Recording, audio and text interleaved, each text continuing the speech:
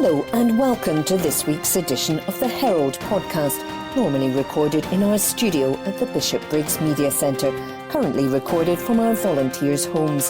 To keep in touch with us, use our social media platforms, Facebook, Instagram and Twitter, which are all at Q and Review. That's CUEANDREVIEW, or get in touch via information@qandreview.com. That's information@CUEANDREVIEW.com. Please like and share our podcasts and give us any constructive feedback. The Herald, Wednesday the 5th of October 2022. News. 20,000 excess deaths in Scotland linked to Tory austerity policies. This article is by Caroline Wilson. More than 300,000 deaths have been attributed to Tory austerity policies that slashed billions of pounds from social security payments and public services. Scots researchers have calculated that between 2012 and 2019, almost 335,000 more people died than would have been expected across the UK based on previous trends between 1981 and 2011. The analysis, led by Glasgow Centre for Population Health and the University of Glasgow, adds to the existing evidence of a worrying stagnation of improvements in life expectancy since the early 2010s. However, it is the first to quantify the effects of austerity policies implemented by the UK government in 2010 on excess death rates. In Scotland, around 20,000 more deaths than expected occurred. Without support, researchers said people have been dragged under by decreased income, poor housing, poor nutrition, poor health and social isolation, ultimately leading to premature death. The researchers were trying to establish if women were more adversely affected overall, and the study produced mixed results. More than 1/3 of those who died were under the age of 65, and the majority, 66% in Scotland, were men. Expressed as the percentage of the total observed deaths, the excess was 9% and 3.7% for males and females respectively in England and Wales, with the equivalent figures for Scotland being 4% and 2.6%. Changes were seen in just about every cause of death. However, in the 20% most deprived areas, mortality rates rose to a greater degree among women. Cuts to social security payments and eligibility, as well as services, have been shown in a number of analyses to affect women more than men. This is said to be because women make up the majority of social security recipients in the UK, while some individual social security cuts have disproportionately affected particular groups which are predominantly female, including lone parents and single pensioners. Women are also more likely to be poorer and on lower incomes due to inequalities in the labour market and in the division of caring responsibilities.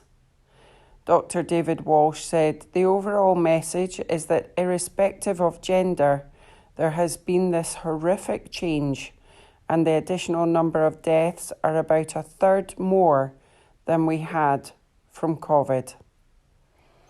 Given what is happening at the moment with the UK government considering more restrictions on social security, it is obviously important that we learn what previous restrictions have done, as the effects have been calamitous. Not only should we not be having further restrictions to social security, but there is a need to reverse what has been done to try to protect the income and therefore the health of the poorest in society. He said there was quite a lot of evidence that showed that austerity may have contributed to a rise in drug deaths in Scotland. He said although they were already going up, around about 2012 they increased massively. If you have a population with drugs issues and you take away their income, they will seek oblivion.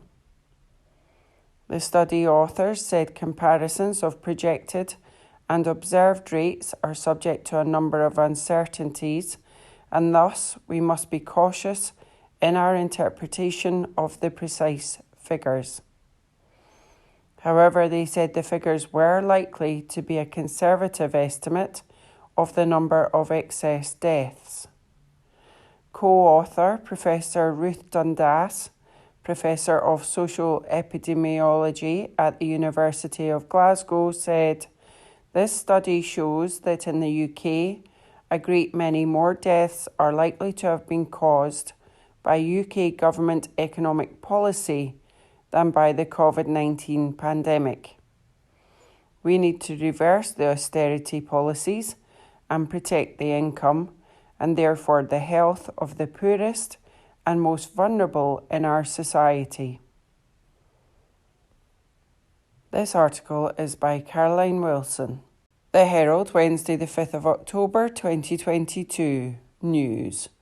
Tata National Robotarium Heriot Watt link-up. This article is by Brian Donnelly. Indian giant Tata has hailed a significant link-up with a Scottish robotics facility aimed at promoting AI, boosting entrepreneurship and employment. Tata Consultancy Services said it is entering an applied engineering and research partnership with the National Robotarium, described as UK's largest and most advanced artificial intelligence and robotics research centre, based at Heriot Watt University's Edinburgh campus. TCS Research will work closely with the new centre on innovation as part of a wider agreement between TCS and Heriot Watt to support early-stage AI and robotics product development, entrepreneurship, job creation and building digital skills in the workforce.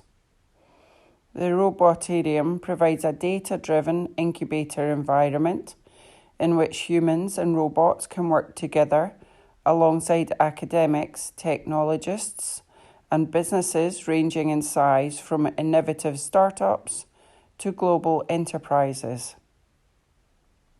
TCS and the Robotarium will be able to de-risk and accelerate the development and adoption of robotic systems that can be used to tackle social and geriatric care by utilising the unique capabilities of the pioneering research centre. Stuart Miller, Chief Executive of the National Robotarium, said that the partnership will allow both parties to combine our vast combined experience and expertise. Dr. Gillian Murray of Heriot Watt University said, "This unique and groundbreaking facility is already helping to inform and lead the future applications of robotics and AI on the global stage." Ananth Krishnan, TCS Chief Technology Officer, said as part of the partnership, we will leverage the TCS PACE philosophy and ecosystem to accelerate industrial collaboration and increase the adoption of AI and robotic solutions, adding that the move is aimed at achieving our shared goal of empowering people's lives with innovative technology. Part of the Tata Group, India's largest multinational business group, TCS has over 606,000 consultants across 55 countries. This article is by Brian Donnelly. Recorded from the Herald on the 5th of October 2022. From the sports section, recorded by Amy. Conor Benn returns adverse finding for trace amounts of fertility drug by PA Sports Stuff. Matchroom promoter Eddie Hearn has confirmed Conor Benn has returned an adverse analytical finding for trace amounts of a fertility drug, but confirmed Saturday's fight with Chris Eubank Jr. at the O2 Arena remains on. Benn and Eubank Jr. are set to clash in a catchweight contest in what would be the third bout between the families, after their fathers fought twice in the early 1990s in one of British boxing's greatest rivalries. But the London bout was thrown into doubt following reports of Benn's drug test until his promoter confirmed it will still go ahead. Hearn said in a statement, "We have been made aware that a random anti-doping test for Conor Benn, conducted by the Voluntary Anti-Doping Association, returned an adverse analytical finding for trace amounts of a fertility drug. The B sample has yet to be tested, meaning that no rule violation has been confirmed. Indeed, Mr. Benn has not been charged with any rule violation, he is not suspended, and he remains free to fight." Mr. Benn has since passed a doping control test conducted by the UK Anti-Doping Agency, the anti-doping authority to which the British Board of Boxing Control has delegated its doping control testing for the bout. Mr. Benn has passed all doping control tests conducted by UKAD. Both fighters have taken medical and legal advice, are aware of all the relevant information, and wish to proceed with the bout this Saturday. Fight week media commitments are due to start on Wednesday, with the two fighters set to take part in a live workout at a venue in central London. The media workout was set to begin at 2 p.m, with Benn predicted to enter the ring at 3:25 p.m, and Eubank Jr. to follow him 10 minutes later. That article was by PA Sports Stuff. Recorded from the Herald on the 5th of October 2022. From the sports section, recorded by Amy. Golf, BMX and coastal rowing added to 2026 Commonwealth Games schedule by PA Sports Stuff. Golf, BMX and coastal rowing will be part of the Commonwealth Games for the first time after being added to the Victoria 2026 roster. Shooting and 3x3 basketball will also return to the schedule for the Games in Australia. Athletes will compete across 20 sports, featuring 26 disciplines, while there are 9 fully integrated para-sports. There are also plans to add para-disciplines in golf, coastal rowing, and the cycling road race, with talks ongoing over whether this will be possible. Commonwealth Games Federation President Dame Louise Martin said, "We are thrilled to confirm the sport programme for the 2026 Commonwealth Games, with the additional sports proposed by Victoria 2026 completing an exciting and diverse lineup. The Games are set to be competitive and action-packed, featuring an extensive, fully integrated para-sport programme, the debuts of coastal rowing, golf and BMX, the return of shooting and the scintillating 3x3 basketball." That article was by PA Sports Stuff. From the Herald Scotland, Wednesday the 5th of October 2022, from the Voices section, Adam Tompkins. Time for Starmer to be bold. He must reboot Parliament by bringing in PR. By columnist Adam Tompkins. It is not always the case that the Parliament can assert itself without even meeting, never mind voting, but the new Chancellor Kwasi Kwarteng U-turned on his short-lived policy to abolish the 45% additional rate of income tax for one reason, and for one reason only. He would not have got it through Parliament. British politics is always at its best when Parliament asserts itself. Ministers like to think they control Parliament, and so they do, all too often, but Parliament, in the end, holds the whip hand.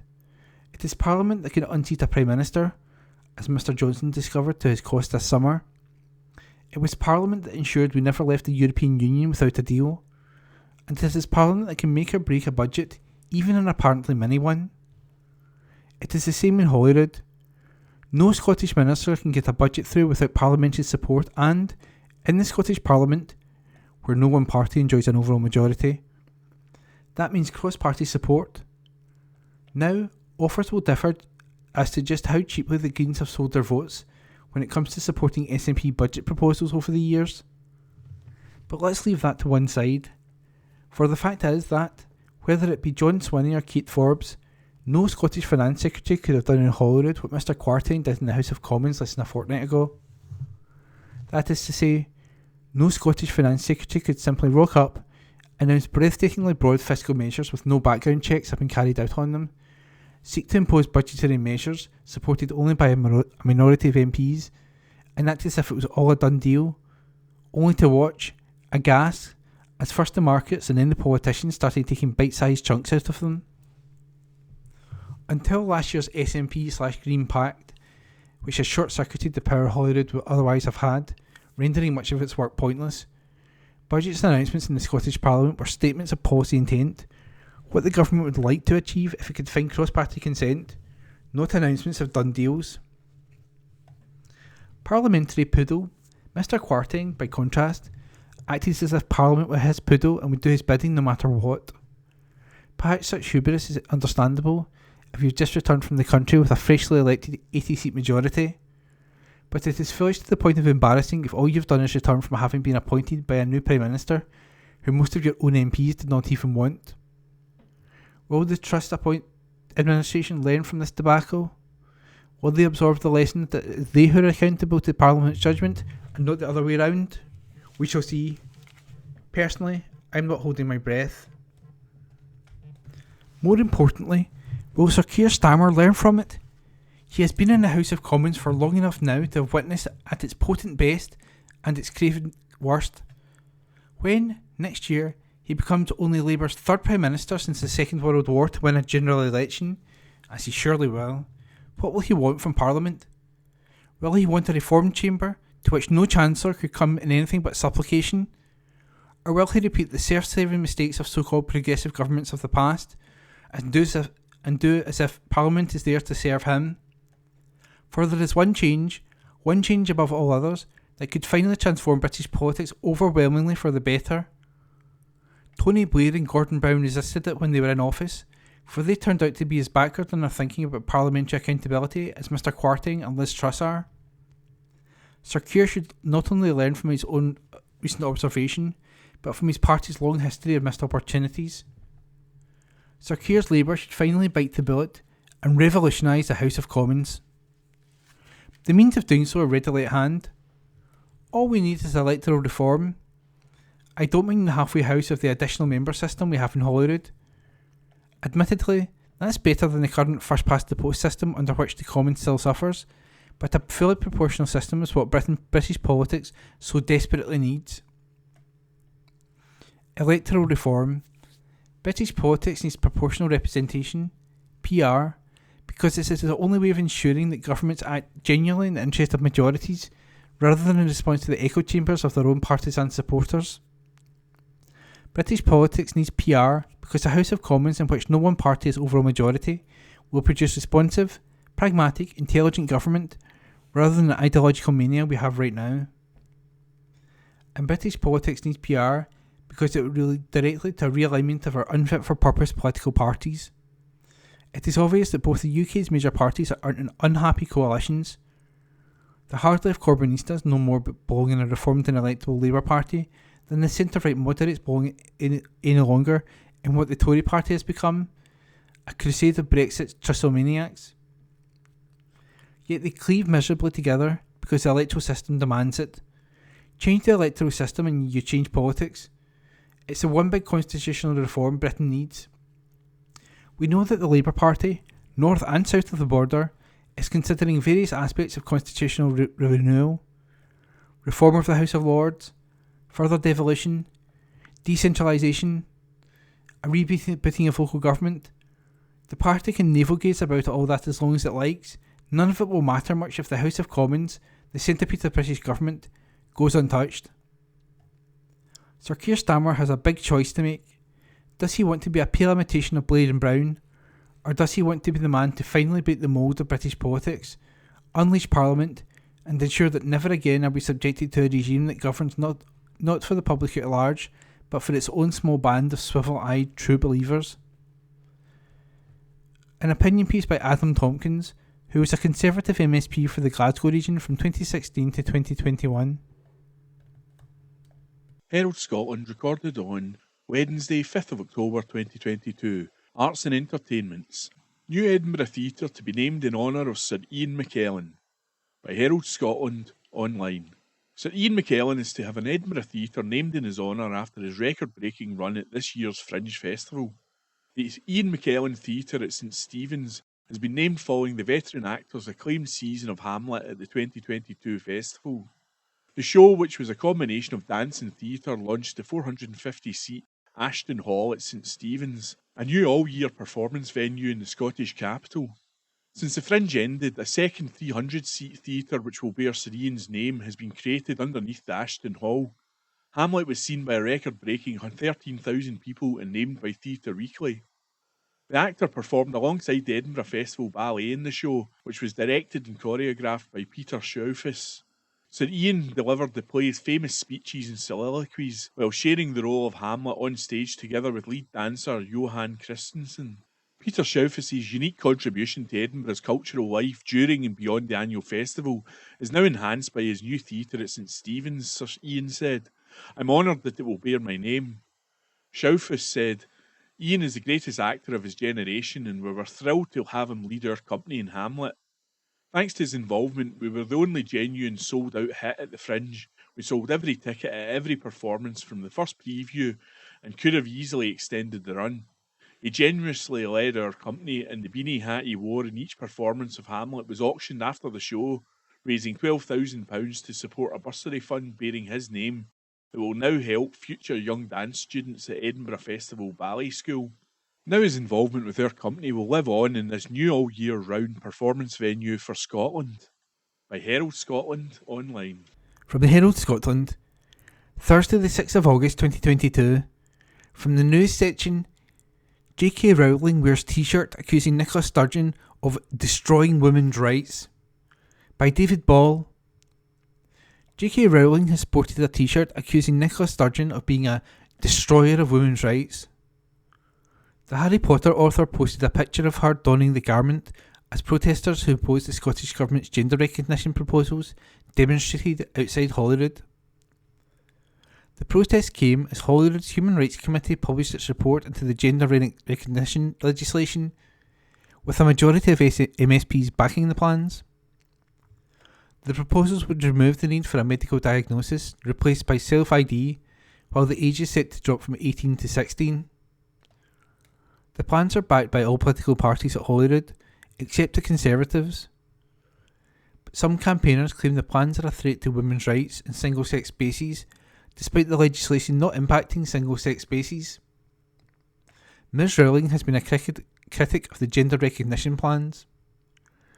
Accompanying the photo of her in the t-shirt, Ms Rowling said she would stand in solidarity with all women protesting and speaking outside the Scottish Parliament. When SNP Social Justice Secretary Shona Robinson gave evidence to the committee, a protester was asked to leave the room for wearing the same t-shirt. Ms Robinson said, I welcome the committee's support for the principles of the bill, which will reform the system for obtaining a gender recognition certificate in Scotland. Legal gender recognition has been available for 18 years, but many find the current system for obtaining a gender recognition certificate to be intrusive, medicalised and bureaucratic. This bill aims to simplify and improve the process for a trans person to gain legal recognition, giving them better access to their existing rights. Our support for trans rights does not conflict with our continued strong commitment to uphold the rights and protections that women and girls currently have under the 2010 Equality Act. This bill makes no changes to that act. We will carefully consider the committee's report ahead of the next stages of the bill. And that article was by David Ball. From the Herald Scotland, Thursday the 6th of October 2022, from the news section, port safety issues and ferry breakdown caused new disruption to long-suffering Scots Islanders. By Martin Williams. An Outer Hebrides island hit by a series of disruptions because of ferry failures is being hit by concerns over safety at a second port. Loch Boisdale, the port which links South US to the mainland, has been out of action to ferries between September the 24th and October the 8th to allow for repairs to the leg span used by the ferry. A routine annual inspection by specialist engineers and Caledonian Maritime Assets Limited, CMAL, which runs the ferry terminal, has revealed a number of lifting ropes in the link span which need to be replaced at the earliest opportunity. Last year's inspection showed no issues. Now it has emerged that an alternative route for people in South Uist using Loch Maddie and North Uist is being hit today, Thursday, by further concerns over safety due to pier works and adverse weather. Lifeline services between the mainland and Loch Ranza and Arran were disrupted yesterday after MV Katrina, the 7-year-old pioneering diesel-electric hybrid passenger vehicle roll-off ferry, was put out of action on Wednesday morning after a problem with its generator. Engineers were due to try and provide assistance yesterday. A spare part was sourced and is due to be transported to the vessel this morning, Thursday. Another ferry, MV Loch Ridden, was brought in to operate a sailing-by-sailing basis yesterday, and CalMac warned the service was liable to disruption or cancellation at short notice due to forecast weather and associated sea conditions. But late on Wednesday, CalMac said that all morning sailings on the Arran service are cancelled. Disrupting a sailing is a decision we do not take lightly because we know it will inconvenience our customers and the communities we serve, the state-owned ferry operator said. It comes as US faces further travel chaos, with further ferry cancellations due to weather and ongoing council pier works at Loch Maddie on North Uist. South Uist was told that while losing services for 11 days after a critical safety concern with its main port CalMac would operate additional services to Loch Maddie in North Uist, 42 miles away. But even that service has further disruption today, Thursday, with CalMac saying cancellations were due to adverse weather and works associated with a £15.3 million to upgrade Loch Maddie Pier. It said the combination made it unsafe to arrive and depart in the forecasted wind speed and direction. At least 4 sailings between Uig on Skye and Loch Maddie were known to have been cancelled yesterday.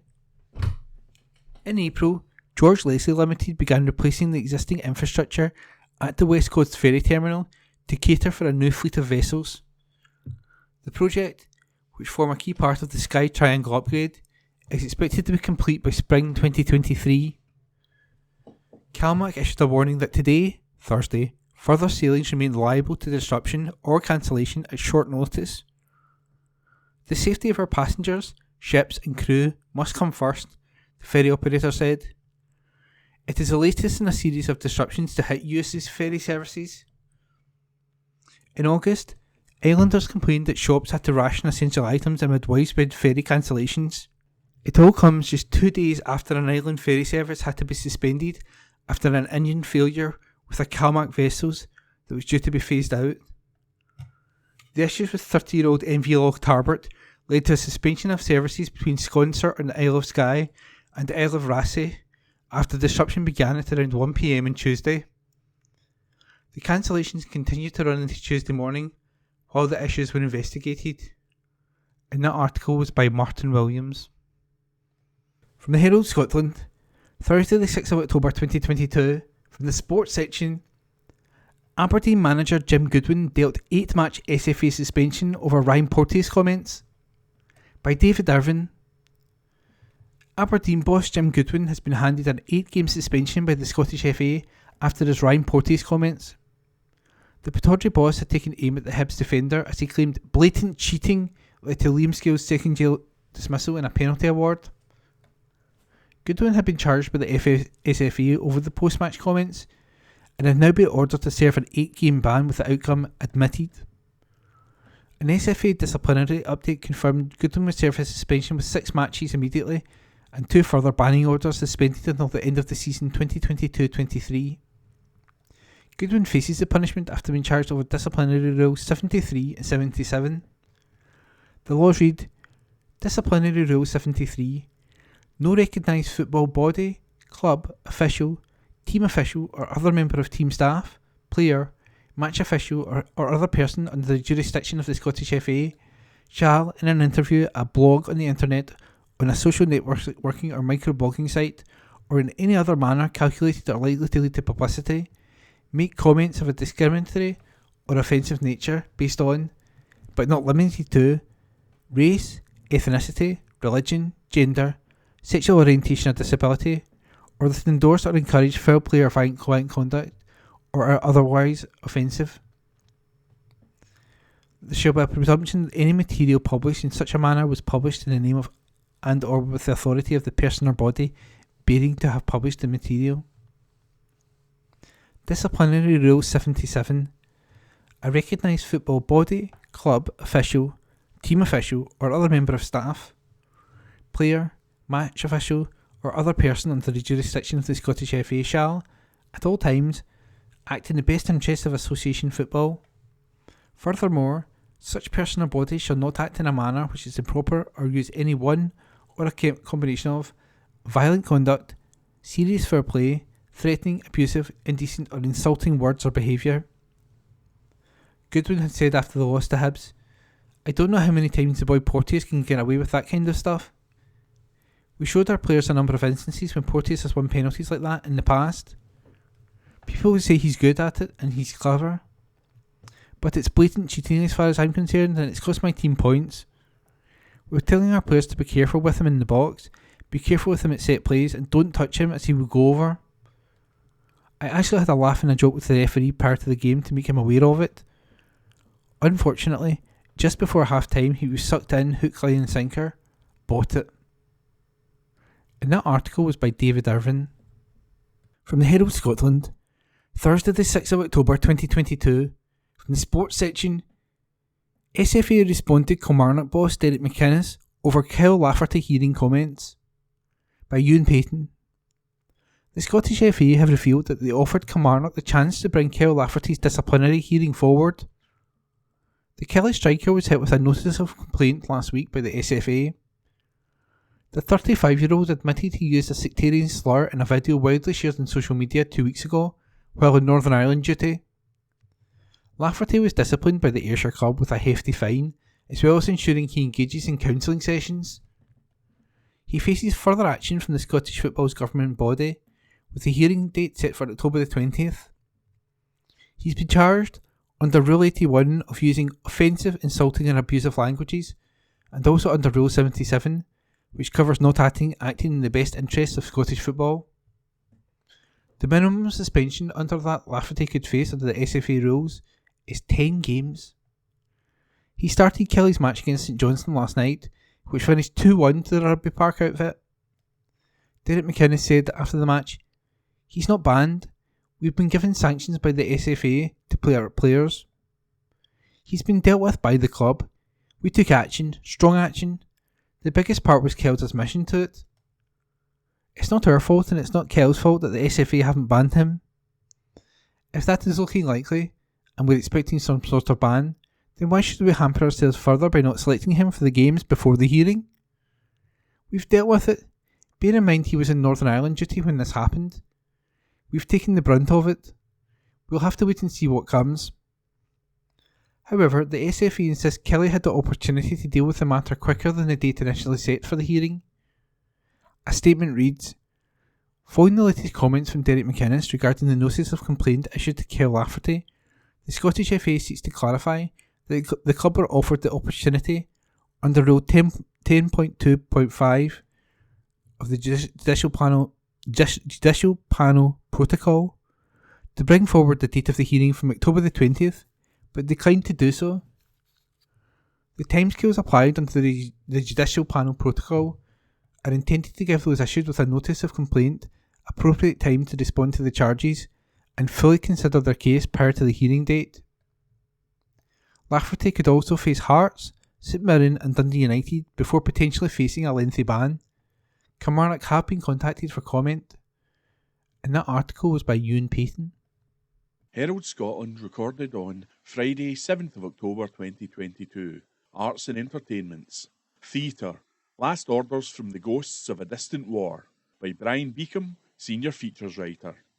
Are young people politically apathetic? Do they share a sense of political alienation and even hopelessness as a result perhaps of being pushed to the sidelines while politicians play with their lives? Youth activism has not always been constrained. During the advent of the Second World War, Glaswegian schoolboys walked out of classrooms to fight in France. And incredibly, in 1936, hundreds of young Scots took off to fight in a war in Spain, in an act of bravery and conviction that seems unimaginable today. The story of the Spanish Civil War's legendary International Brigade is told in Robbie Gordon and Jack Nurse's 549, a play, brackets, with songs, close brackets, set in modern-day Preston Pans. It also offers a dramatic opportunity to consider the notion of politicisation 80-odd years on. We discover that one night in a small pub, 4 young men are haunted by the ghost of George Waters. Their friend, a bartender called Ellen, also has their own deep connection to George's story. The lives of these millennials are contrasted sharply with those of 4 young miners who made their way to the Spanish valleys. Would these pals in the pub ever seem likely to find such a serious purpose? What are their thoughts on the selfless young heroes of the 1930s who walked away from their lives and into a hellhole? And why would those young miners in the 1930s sacrifice so much for a country they knew so little of? What does it mean to fight for a cause? What sort of impact did this decision to fight have on their families? And of course, the story of the 549, brackets, the number of Scots who lost their lives, close brackets, can't fail to resonate. Yes, we can send money to help the battle in Ukraine, but if it were possible, how many Scots would pick up a rifle and go off and fight to the death? What the play does cleverly is to avoid presenting the modern-day young men as having one voice. Yes, they've known each other since they were born. Yes, they love their weekly games of cards together. But each is different. There is the working-class Tory, the socialist idealist, the one who'd rather be anywhere else, and the apathetic cynic. And as we discover, the 4 who left Scotland in 1936 were an equally disparate quartet. The pub setting, however, was not constrained the theatrical imagination of the writers and what they can convey. This is a show that manages to combine fierce physical action and movement, poignant songs emerging from the guitar player in the corner. But overall, it offers a real chance to explore the mindset of those who left an East Lothian coal mine behind in order to fight fascism. Was it about idealism, an attempt to move forward to a new world order, or an escape from the hopelessness of the pits? Martin Donaghy, Robbie Gordon, Christian Ortega and Dylan Wood play the 4 with Rebecca Lumsden as bartender Ellen. 549, Scots of the Spanish Civil War, runs at the Tron Theatre, Glasgow, October 6 to 8, and then at selected theatres in Scotland in October and November. The Prime Minister's latest benefits crackdown seems to have arrived at a perfect time for the premiere of Rob Drummond's dark comedy play. Set in the near future, Don't Make Tea imagines a world where the benefits system has undergone a transformation, but is it for the better? The play tells the story of Chris, a woman packed with pride who hates asking for help, but when her condition deteriorates, she has no choice but to claim disability benefits, and that's how she comes to meet Ralph. Ralph believes in the new benefits system. He's here today in Chrissy's home to assess her. His task is to prove that she is fit and capable of working. But Chris knows he is wrong, and that her life will be over if his verdict stands. Can she persuade him to change his mind, and if not, how far is she willing to go to save herself? She then asks herself the philosophical question, if you're capable of killing and disposing of a body, can you really call yourself disabled? What the play does, of course, is ask questions about how society considers and supports disabled people with relation to the benefits system. Director Robert Softly Gale says, I hope Don't Make Tea can ask some big questions about how we value disabled people in society and perhaps spark some conversations that can begin to make things better. A spokesperson for the play said, it is now a more ideal time than ever to stage the play, with this year seeing the introduction of the adult disability payment in Scotland. Don't Make Tea, the Traverse Theatre, October 5 to 8. By Brian Beacom. Herald Scotland, recorded on Thursday, 6th of October 2022. Arts and Entertainments. Why are politicians so tone deaf? By Teddy Jameson, Senior Features Writer. Sometimes you do wonder if politicians or their advisors even know that Google exists. In the run-up to the Prime Minister's big speech yesterday, we were told she would be walking onto the stage to a 90s classic. Twitter had a field day with this information. Radiohead's Creep, Jamiroquai's Virtual Insanity, Garbage's Stupid Girl. In the end, the Tories settled for M People's Moving On Up. We can debate the definition of a classic at another time, but unsurprisingly, to everyone but the Conservatives, it seems this did not go down well with M People. So apparently we can't stop Trust walking out to our song. Very weird. Mike Pickering, brackets, the source of the M in the band's name, close brackets, announced on Twitter. So sad it got used by this shower of a government. BTW Trust. Labour used it with permission in the 90s. I don't want my song being a soundtrack to lies. We can maybe forgive him the odd grammatical error in the face of such righteous fury. It would have taken a matter of moments for someone in the Tory comms team to Google Heather Small, the band's lead singer, and find out that her son was a Labour councillor, or, for that matter, to check the song's lyrics. The first line goes, "You done me wrong, your time is up," which, you know, given Liz's travails this last week or two, might be awkward. As for Move right out of here, baby. Go on, pack your bags. Well, that's just a gift to your opponents, isn't it? But then it's clear that politicians never actually listen to lyrics. When he was Prime Minister, old Etonian David Cameron once claimed he was a fan of the Jam's single Eton Rifles, which of course was an attack on Eton. Which bit didn't you get? The songwriters Paul Weller grumbled afterwards. Pop and politics have long been uneasy bedfellows. The former has often offered an easy target for the latter. That's when politicians aren't trying to get some street cred by association. In 1984 in the United States, the Republicans asked Bruce Springsteen if they could use his song Born in the USA as part of then President Ronald Reagan's re-election campaign. The boss wasn't keen. In the years since every election campaign has been studded with stories of musicians angry that their music has been associated with politicians of various hues. Various Britpoppers came to regret their initial association with New Labour in the 1990s. Of course, in the grand scheme of things, reducing a pop song, good, bad or indifferent, to a political jingle is not the greatest crime. But even minor offences deserve to be punished, particularly when they're carried out as ineptly as this. I mean, what in the circumstances is moving on up meant to mean? Moving on up from where? From crashing the economy? What is strange in all this is that the Tories missed the obvious 1990s track for the occasion. Given our recent miseries, the obvious track for Truss should surely have been Dee Ream's Things Can Only Get Better. Or did someone get there before her? By Teddy Jameson. From the Herald Scotland, Friday the 7th of October 2022, from the news section, Glasgow misses out on hosting Eurovision Song Contest by Gabriel Mackay. Liverpool will host next year's Eurovision Song Contest after beating Glasgow to the honour. The competition is usually hosted by the previous winner, with Ukraine's entry emerging triumphant following the 2022 event in Turin, Italy.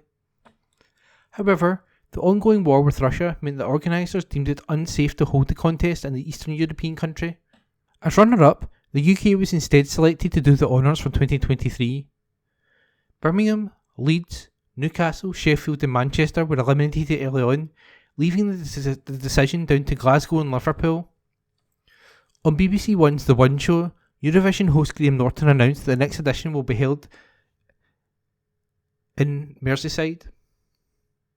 The upcoming Eurovision Song Contest will be the 9th time it has been held in the UK, but it has only been held in Scotland once. In 1972 it was held in Edinburgh's Usher Hall, with Luxembourg taking the crown that year. The Hydro has, however, hosted a fictional Eurovision Song Contest in the Will Ferrell film The Story of Fire Saga. The film sees an Icelandic duo into the competition, which has been held in Edinburgh, but the Clydeside venue was used as a location for the show. And that article was by Gabriel Mackay. From the Herald Scotland, Friday the 7th of October 2022, from the news section, Rest and Be Thankful, A83 due out of action again after reopening, by Martin Williams. Scotland's most notorious road has been shut yet again after it is due to be reopened with restrictions on Saturday. The landslip-prone A83 at the Rest and Be Thankful was shut from 7pm on Monday due to heavy rain. It is now due to reopen on Saturday, but under restrictions after being shut for a 5th day today following continuing fears of landslips caused by heavy rain. Bear Scotland, the road maintenance firm contracted by the Scottish Government's Transport Scotland agency, said that, weather permitting, the road will be reopened on Saturday under a convoy system, but it also warned that it anticipates shutting the road again on Sunday morning. When the road is shut, motorists are sent onto a single track route, the Old Military Road, OMR, which runs through the centre of Glencroe and acts as a diversion using a convoy system. It means that the road will be been out of action for at least 6 out of 7 days since Monday. Campaigners have been long called for a full public inquiry to determine why the road is still not fixed. Moves over installing a series of catch pits aimed at preventing road closures came after a landslip around 650 feet above the carriageway shut the road in August 2020. Engineers said thousands of tonnes of debris, including car-side boulders, slid onto the road after 100mm of rain hit the Argyll Hills. The slip ushered in a series of road closures for the important Highlands route, which, by January 2021, had meant it was open for barely 3 weeks in the space of 5 months. There has been heavy criticism over money wasted over what is to be considered failed temporary fixes. Catch pits are designed to capture debris material from a landslip and prevent it from reaching the road. 2 years ago, officials said that it may take 10 years for a permanent solution to stop landslides in the iconic Scottish road. Herald Scotland said traffic will continue to be diverted onto the OMR until Saturday morning due to the heavy persistent rain forecast and high hillside saturation levels, when it is hoped a convoy system will be introduced on the A83. But a spokesman added, further rain is however forecast for Sunday, and is currently envisaged that the traffic will be diverted onto the Old Military Road local diversion route in the early hours of Sunday morning. The A83 at the rest has been operating under a traffic light system after a series of landslips over a number of years that have put the important Highlands artery out of action for weeks at a time. Argyll and Bute Council want a new replacement route within the life of the current Scottish Parliament. In August, the Scottish Government announced a £25 million investment for design and development work for the route through Glencroe. The Council welcomed the funding announcement and is now seeking a commitment that the work will start immediately. The final award was given by the Scottish Government Transport Agency to a joint venture featuring Quebec-based consultants WSP and engineering and project management consultants Atkins, which is a subsidiary of Montreal-based SNC Lavalin, while a decision over preferred solution is not due till next spring. The contract was finalised a year and 3 months after the Scottish Government's Transport Agency sets a deadline for the management services to support the delivery of a new length of trunk road at the Rest and Be Thankful. And that was a report by Martin Williams. The Herald, the 7th of October, and the Voices section. Dream to be free of Suella Braverman and Tory anti-refugee rhetoric by Katrina Stewart. But for the innocent days of 2017, when tens of thousands of people were gleefully diverted by the drama of live flight tracking Priti Patel's plane as it returned from Nairobi, waiting hopefully for her to be sacked on arrival back in the UK. Then International Development Secretary Patel had found herself in hot water following a series of meetings with Israeli politicians while she was ostensibly on her family holiday. Oh no, the lady was promoted to Home Secretary, during which tenure she was found guilty of bullying civil servants and thus breaking the ministerial code. Boris Johnson's government took the attitude that the ministerial code was there for breaking, after all, but in a gallery of rogues, Patel's mugshot really stood out. She was, after all, the woman who brought us militant anti-refugee rhetoric, hostile immigration policies, and the potentially illegal Rwanda deportation scheme. What a gal. Let's also not forget that while other countries were welcoming Ukrainian refugees with open arms, Patel's Home Office instead caused distress and chaos for people who attempt to flee safety by failing to waive visas or even make them easy to access. One might think the country has peaked as far as dreadful Home Secretary appointments go, but it turns out no. Here comes Suella Braverman, or what happens when Priti Patel is fed after midnight. It's a long time since I've watched the movie, so I just googled to remind myself of the specifics of poorly husbanded mogwai. The internet offers the explanation that gremlins have fangs, claws, and possibly a higher intellect. Well, possibly, but it's not saying much. The gremlin Braverman, a ferocious, untamable thing running amok through compassion and basic human dignity. There are no raindrops on roses or whiskers and kittens among Braverman's favourite things. Her obsession, she told a fringe vent at the Conservative Party conference this week, is to see people claiming asylum deported on a plane leaving for Rwanda.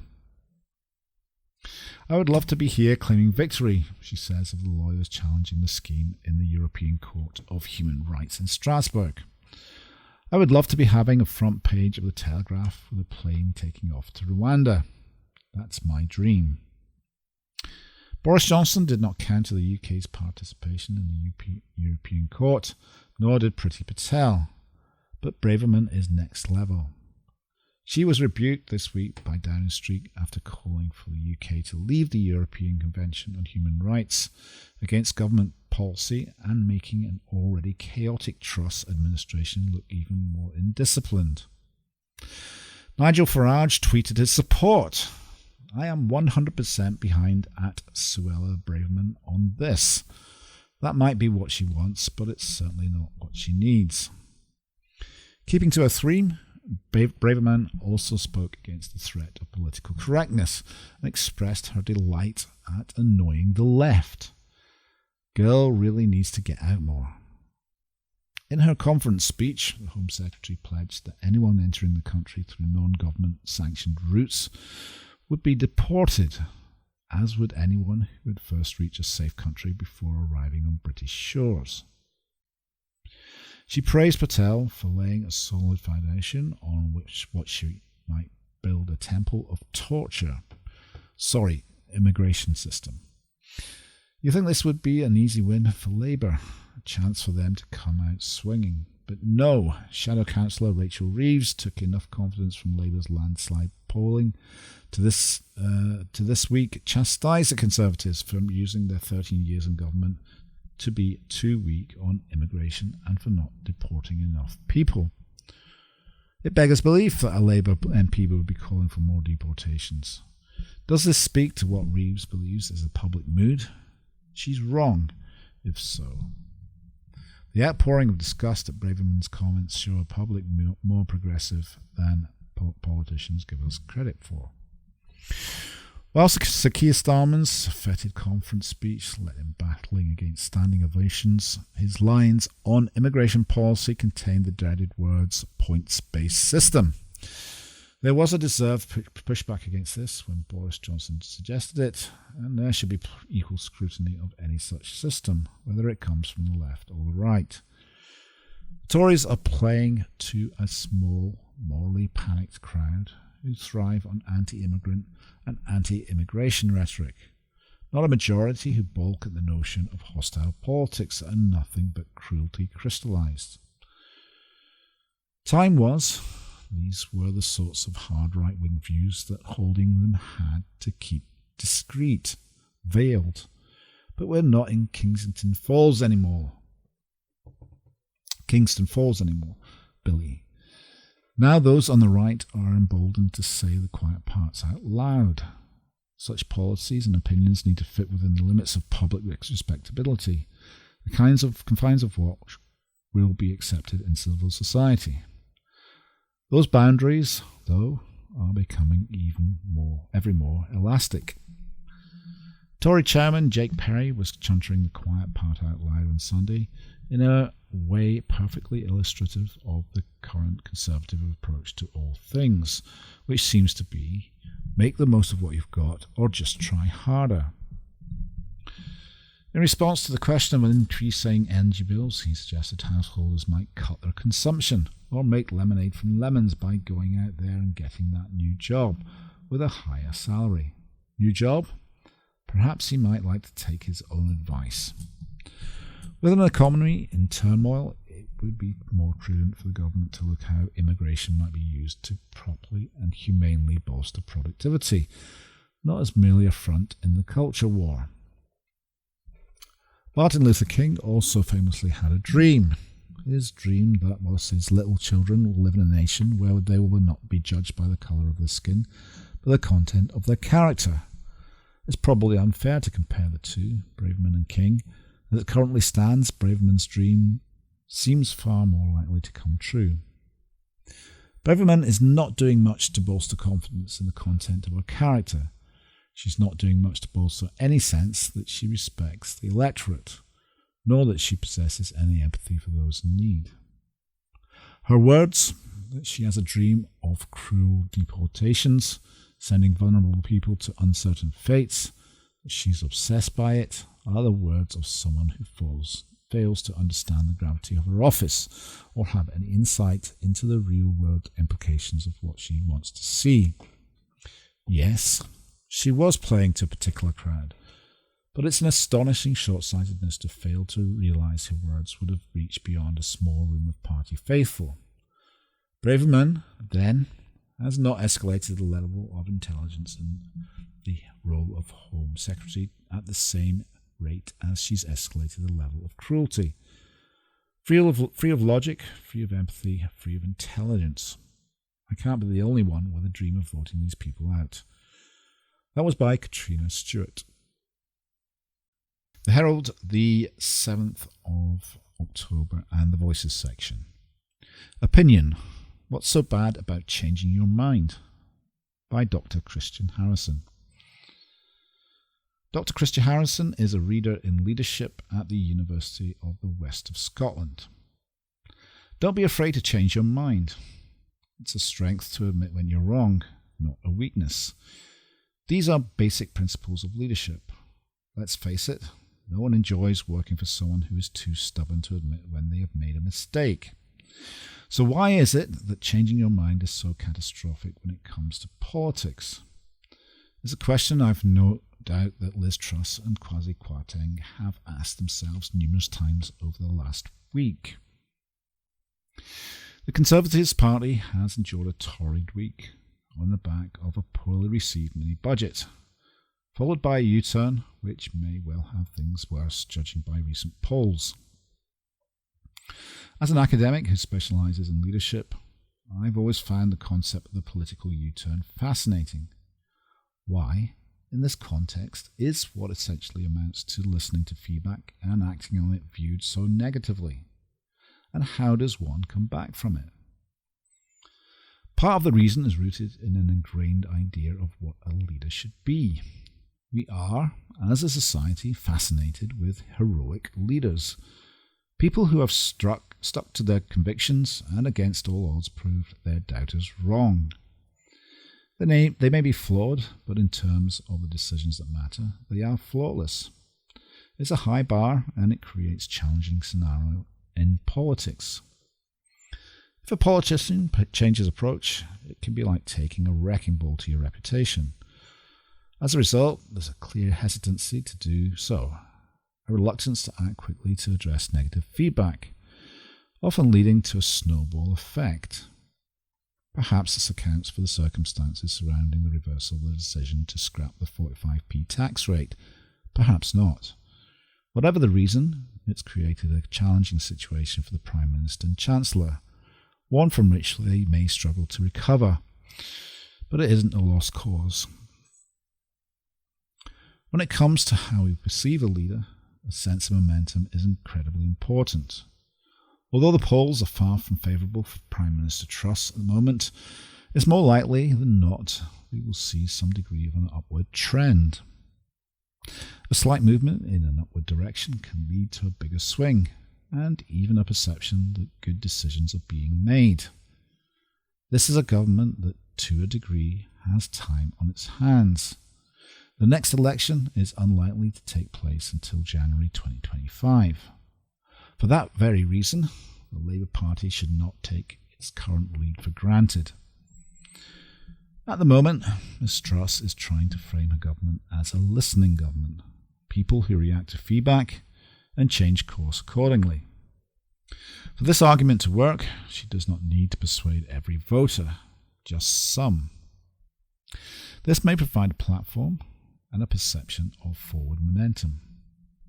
Whether or not this is enough for her party to have a fighting chance in the next election remains to be seen, but it may be enough to ensure that Ms Truss is a Prime Minister participating in that fight. That was by Dr. Christian Harrison. From the Herald Scotland on Monday, 10th October, from the news section. Nicola Sturgeon Tory comments backed by John Swinney. By Gabriel Mackay. Deputy First Minister John Swinney has backed Nicola Sturgeon over her comments on the Conservative Party, stating, "I associate myself with her words." The First Minister stated over the weekend that she detests the Tories and everything they stand for. While those comments were welcomed by some, others called them divisive, with Cabinet Minister Nadhim Zahawi calling the SNP leader's language dangerous. Sturgeon's deputy has supported her though, as he accuses the Tories of pursuing an agenda that is damaging for vulnerable people in Britain. Mr Swinney said on the BBC Breakfast programme, the First Minister said that she detested Conservative policies and the values of the Conservative Party, and I associate myself with those comments. Because I think what's clear is the Conservatives are taking the United Kingdom in a direction which is profoundly damaging for many people in our society. Mr Swinney also accused the UK government of not engaging seriously with devolved administrations, insisting he has not received a response to a letter he wrote to Chancellor Kwasi Kwarteng to discuss the controversial mini-budget. He explained, "It's not just the letter of October 1st. Over the summer, the Finance Ministers of Scotland, Wales and Northern Ireland also wrote to the then Chancellor, setting the need for urgent action over the summer to tackle the cost of living crisis, and there hasn't been a response to that letter either." This article was written by Gabriel Mackay. From the Herald Scotland, Monday the 10th of October 2022, from the sports section. Scotland Euro 2024 qualifying fixture dates confirmed after UEFA mishap. By David Irvin, sports writer. Scotland's Euro 2024 qualifying fixture dates have been confirmed this morning after a UEFA mishap warned to disregard a schedule published yesterday. Scotland were drawn in Group A alongside Spain, Norway, Georgia and Cyprus in yesterday's draw in Frankfurt, Germany. And dates for each match in the group, spanning between March the 25th and November the 19th, were issued yesterday by UEFA. However, an hour later, fans in the National Team Association were informed to disregard the fixture list with a new version to follow. UEFA had warned, "We regret to inform you that we have noticed an issue with the calendar and we ask you to disregard the fixture list that was sent out. A new version will be issued as soon as possible. Apologies for the inconvenience caused." The Scotland national team account added, "Following the above communication we have received from UEFA, we are awaiting clarification as to how this affects our fixtures. We will update when UEFA provide us with more information." But this morning, the new fixture dates were confirmed, with the match list unchanged. Confirming the dates, a Scotland national team Twitter update read, "Following further communication from UEFA this morning, they have now confirmed that the dates of our Euro 2024 qualifying fixtures are unchanged." Scotland Euro 2024 fixtures dates in full. Saturday the 25th of March 2023, kick-off 2 p.m, Scotland v Cyprus. Tuesday 28th of March 2023, kick-off 7:45 p.m, Scotland v Spain. Saturday the 17th of June 2023, kick-off 5 p.m, Norway v Scotland. Tuesday the 20th of June 2023, kick-off 7:45 p.m, Scotland v Georgia. Friday the 8th of September 2023, kick-off 7:45 p.m, Cyprus v Scotland. Thursday 12th October 2023, kick-off 7:45 p.m, Spain v Scotland. Thursday the 16th of November 2023, kick-off 5 p.m, Georgia v Scotland. Sunday 19th November 2023, kick-off 7:45 p.m, Scotland v Norway. And that article is by David Irvin. From the Herald Scotland, Monday the 10th of October 2022, from the sports section, golf. South Korean youngster Tom Kim equals Tiger Woods' record with Las Vegas victory. By PA Sport. South Korea's Tom Kim became the first player since Tiger Woods to claim 2 PGA Tour victories before his 21st birthday by lifting the trophy at the Shriners Children's Open in Las Vegas. The 20-year-old claimed a 3-shot victory over American duo Patrick Cantlay, who triple bogeyed the final hole after he and Kim had been tied heading to the 18th, and Matthew Naismith. Kim, who also won the Wyndham Championship in August, posted a tournament record equalling total of 24 under par, and was the first player to manage a bogey-free 72 holes on the PGA Tour for 3 years. "It's really amazing," Kim said on PGAtour.com. "A few months ago, I didn't have any status in the US, and now, being a 2-time winner on tour, having that place with Tiger, it's an unbelievable feeling for me. It is an honour for me, and it's definitely a dream come true. I've worked really hard, and my team has worked really hard to this point, and I'm just really grateful and fortunate to have an opportunity like this. I'm having fun playing in the PGA Tour. It's awesome. I'm a 5-year-old at Disneyland for sure. And that article was attributed to PA Sport. From the Herald Scotland, Monday the 10th of October 2022, from the Voices section, Leslie Riddoch. Why isn't there more of a fuss over the housing crisis? No debate at the SNP conference in Aberdeen was more arresting, urgent or shocking than conversations beforehand with shell-shocked friends who are facing the real prospect of repossession because of soaring mortgage rates. One couple with a young daughter is buying a new, bigger home. Their guaranteed deal has been withdrawn and repayments are now at 6.2%. If they opt to stay and renew their existing mortgage till next March, they'll face the same deal, or worse. Caught betwixt and between, very suddenly.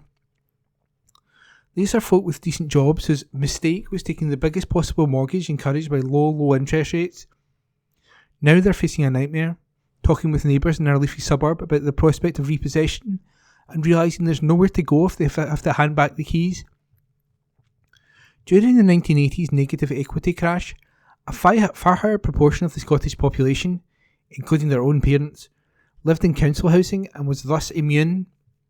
But Scots, with the largest socially rented sector in Europe, were encouraged to join Britain's property owner democracy and finally reached the UK average in 2003. Back then, house price inflation made ownership look sensible. Low interest rates made maxing out the mortgage look as safe as houses, which means many families were up to their ears in debt. Before Liz Truss and quasi-quarantine tanked the pound, interest rates jumped, 40% of mortgages were withdrawn, and the average monthly repayment leapt from £630 to £1,100, according to the Joseph Rowntree Foundation. Another friend's daughter was on the brink of buying a flat and had managed to lock in an affordable deal. But after the Black Mini Budget Friday, the seller pulled out because the mortgage deal on his prospective new home was cancelled and he decided to stay put. Now her low interest deal has also been withdrawn and she faces doubled monthly repayments on any new home. Bit by bit, deal by deal, housing claims are falling apart. House building has a ground to halt with contractors and subcontractors being laid off, and that's adding to the number of families whose mortgage repayments are suddenly completely unaffordable. But where's the fuss? There's likely to be a blizzard of mortgage defaulting and home repossessions this winter and in early spring. So why were the alarm bells not being sounded at the SNP, Tory or Labour Party conferences? Sure, the prospect of energy blackouts is scary, as the panic buying of candles attest. But folk will struggle through somehow, even if it means visiting heat banks, wearing bonnets and extra layers indoors, hot water bottles galore and heating just one room. You can put on a coat, but you can't put on a house. And yet, the impending disaster of repossessions hasn't featured in any debate I've heard at the SNP conference. Why not? Was the agenda set before the UK government tanked the pound? Are folk who can afford SNP conference also likely to be paid off their mortgages? Is the prospect of default, when fixed rate deals end next spring, still a bit too distant? Do personality and identity politics so completely dominate politics that young journalists and conference organisers, themselves at the centre of the housing maelstrom, are buckling down and skillfully pinning blame for the crisis on Liz Truss instead of trying to get fellow delegates to address it? The public already blames the Tories. Despite attempts by senior Conservative ministers to blame global pressures, only 24% of voters in the latest YouGov poll buy that. More than half, 52%, blame the UK government.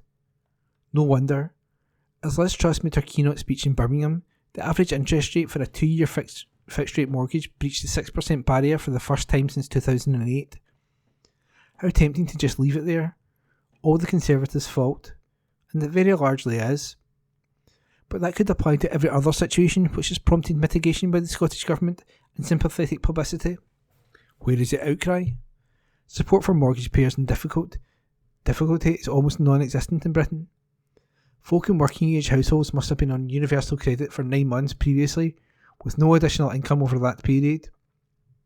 Meanwhile, housing benefits have been frozen at September 2019 levels, so that renters are at risk along with people in shared equity arrangements now facing a double whammy as rents soar across the country.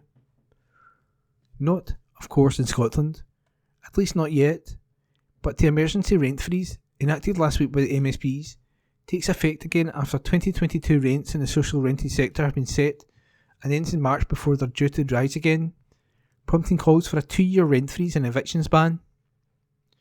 But that would be a serious blow for the housing associations, whose rents are half the levels charged in the private sector.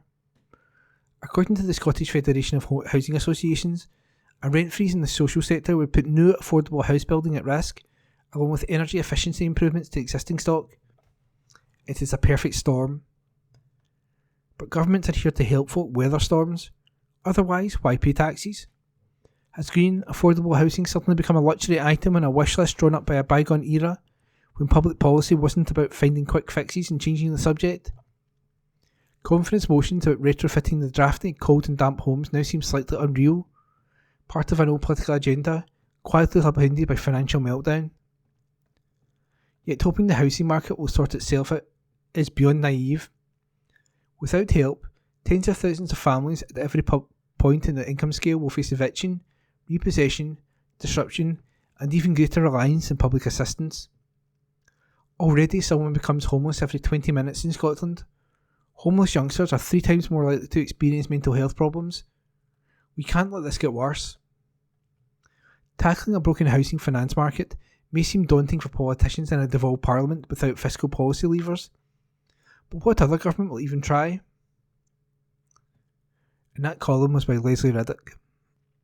Herald Scotland recorded on Monday 10th of October 2022. Arts and Entertainments. TV Review, The Ice Cream Wars, BBC One, Scotland, Tonight, by Alison Rowett, Senior Politics and Features Writer. If there is one city in Scotland that is haunted by the deeds of the past, it is Glasgow. The not-so-dear Green Place was home to the Ice Cream Wars of the early 1980s, which culminated in the murder of 6 members of the Doyle family. The crime and the times are brought back in vivid fashion in an outstanding 2-part documentary which starts tonight in BBC One Scotland. Made for BBC Scotland by Two Rivers Media, the Glasgow-based production company behind War and Justice, The Case of Marine A, and Killing Escobar, the series is produced and directed by Robert Neal.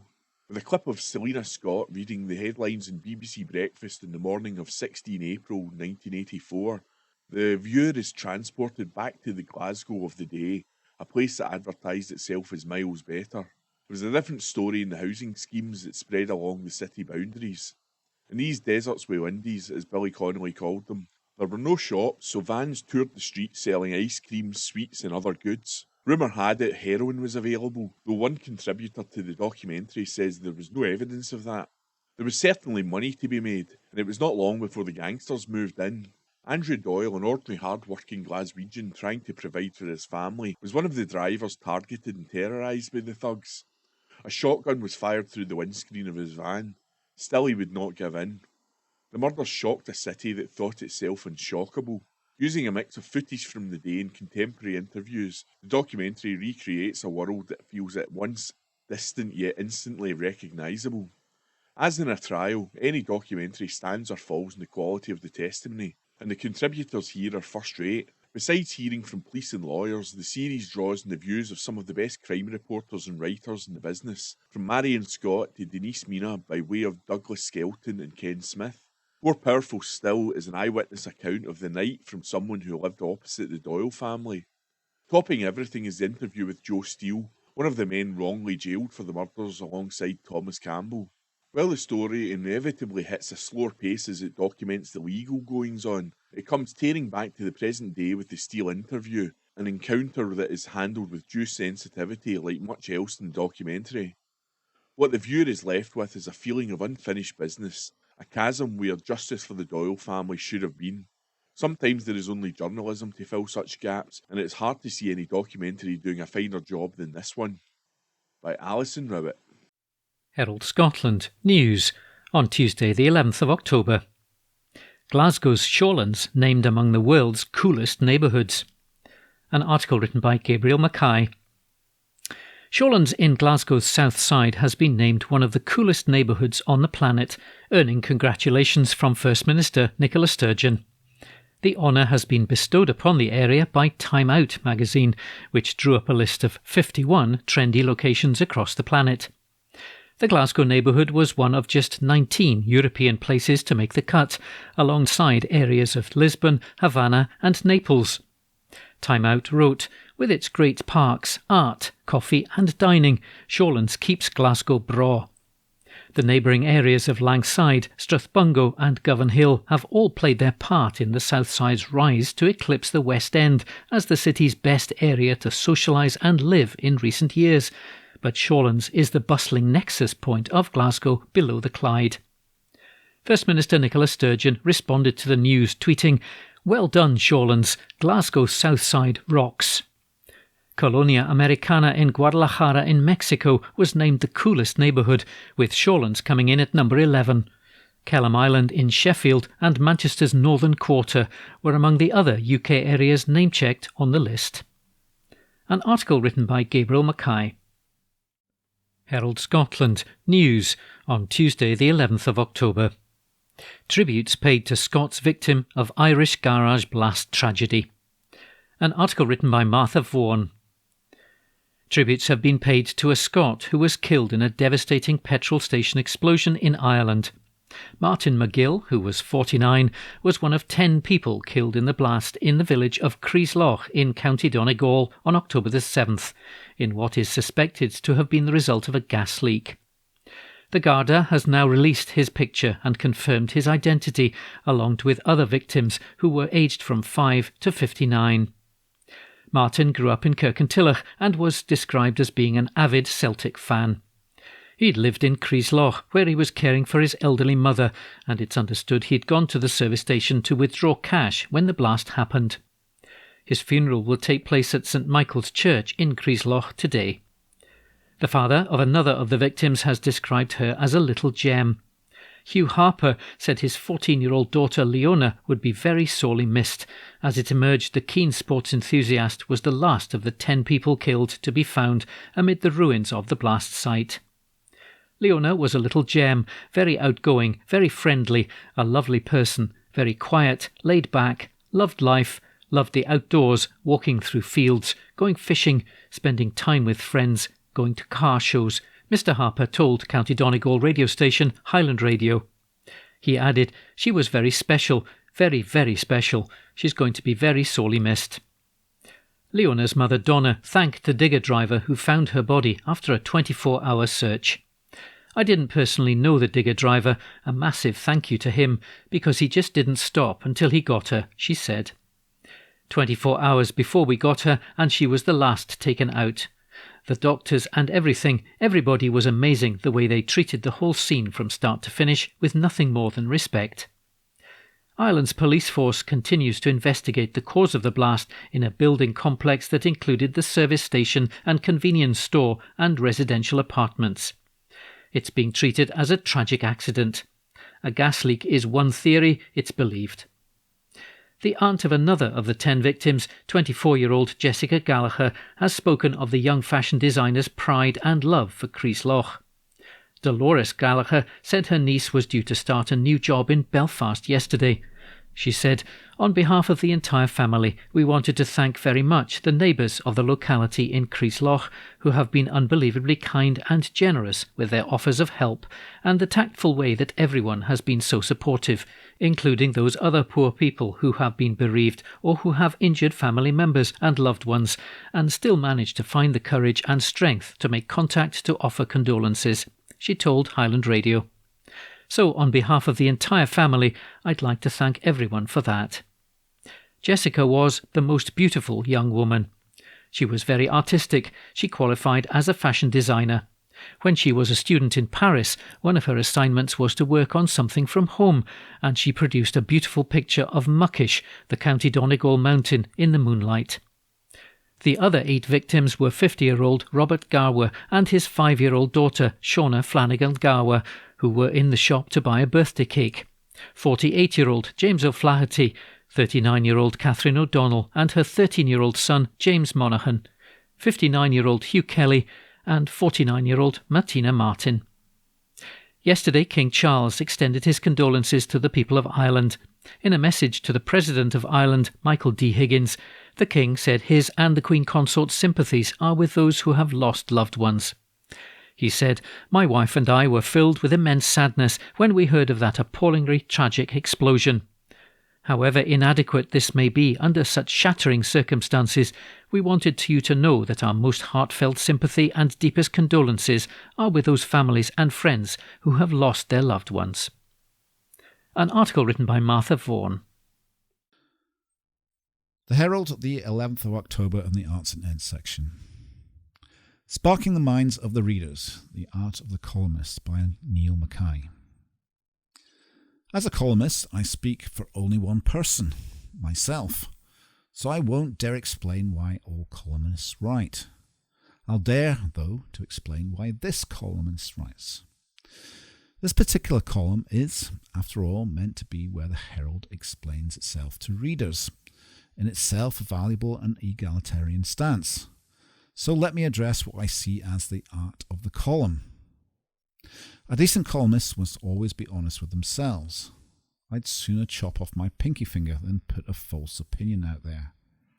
If readers hate what I say or love what I say, that's fine. But I want their reaction to be based on the fact that I've been true to myself. I'm in no political party, though clearly that doesn't mean I've had no political opinions. I have lots of them. So I wield this pen for no other reason than the joy of engaging honestly with an audience. A rare pleasure, an honour in truth. A column is often the working out of an idea, hopefully a relatively original one. The purpose of this working out is to elicit an intellectual response from readers. I'm not in the game of seeking anger or shock, unless, of course, anger and shock seem a fitting response. But I am in the game of exploring ideas. A professor of my acquaintance recently told me that he most enjoys columnists he disagrees with, as they make his mind spark. I sincerely hope that as my own mind sparks, unravelling in words how I feel about issues which affect us all, that readers' minds spark too. It's the sparking which matters, not the agreement or disagreement. As a journalist, I'm an old school Rythian. It's our job to educate, in the sense of uncovering news, entertain and inform. The entertaining is really important. Someone could write the idea that changed the world, but if they bore you to death, nobody will care. A columnist also needs to possess pretty thick skin. I think I was born with elephant-eyed. But it's not just readers' boos or thankfully applause, sometimes which columnists have to prepare for. It's also the fact of bearing one's soul a little. I write across a range of issues, from political to the personal. When I delve into my own life material, I do so often to try to illustrate a sense of what I see as the human condition. You won't get stories from me of my great successes, but more of how sometimes events which I struggled with may reflect the struggles in the lives of readers. To be told that these columns have helped people is the greatest joy of the job. That was by Neil Mackay.